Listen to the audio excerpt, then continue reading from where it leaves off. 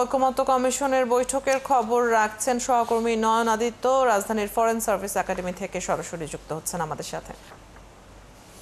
নয়ন, বৈঠকের সবশেষ কি খবর আছে আপনার কাছে? কোন বিষয়গুলো এই বৈঠকে গুরুত্ব পাচ্ছে? দেখুন, আজকে তিনটি বিষয় নিয়ে আলোচনা শুরু হয়েছে। একটি হচ্ছে ডিলিমিটেশন, অর্থাৎ নির্বাচনী এলাকার সীমানা পুনর্নির্ধারণ।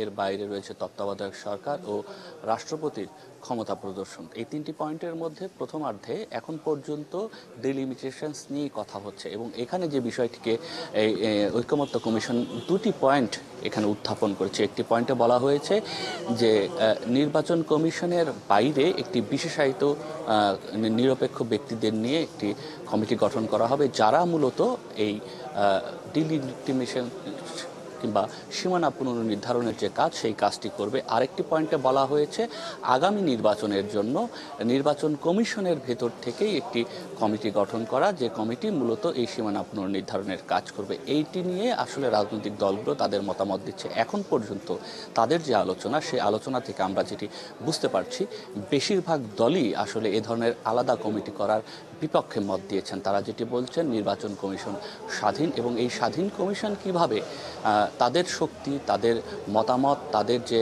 কাজের যে পরিধি রয়েছে সেটি নিশ্চিত করতে পারবে, সেই বিষয়টিকে দিকেই গুরুত্ব দেয়া। এবং সে বিষয়টি নিশ্চিত করতে পারলেই সীমানা পুনর্নির্ধারণী ইস্যুতে যে রাজনৈতিক হস্তক্ষেপ বিভিন্ন সময় হয়ে এসেছে, সেই বিষয়গুলো হয়তো আর হবে না। তেমনটি কিন্তু বিভিন্ন রাজনৈতিক দলের পক্ষ থেকে, বেশিরভাগ রাজনৈতিক দলের পক্ষ থেকেই এই মতামত দেয়া হয়েছে। এবং আগামী নির্বাচনের ক্ষেত্রেও নির্বাচন কমিশনের ভেতর থেকেই একটি কমিটি, যে কমিটি মূলত এই সীমানা পুনর্নির্ধারণের কাজ করবে, এবং যেটি এর আগেও হয়ে এসেছে।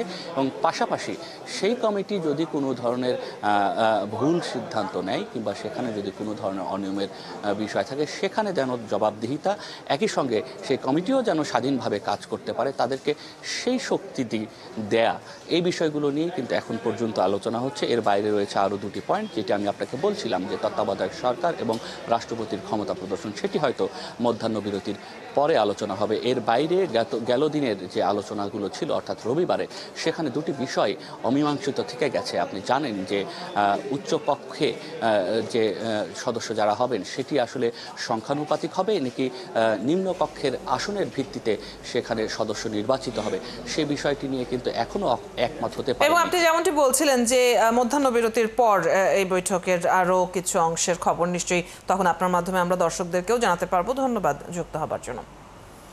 দর্শক, সহকর্মী নয়ন আদিত্য আমাদের সাথে যুক্ত ছিলেন জাতীয় ঐকমত্য কমিশনের বৈঠকের খবর নিয়ে।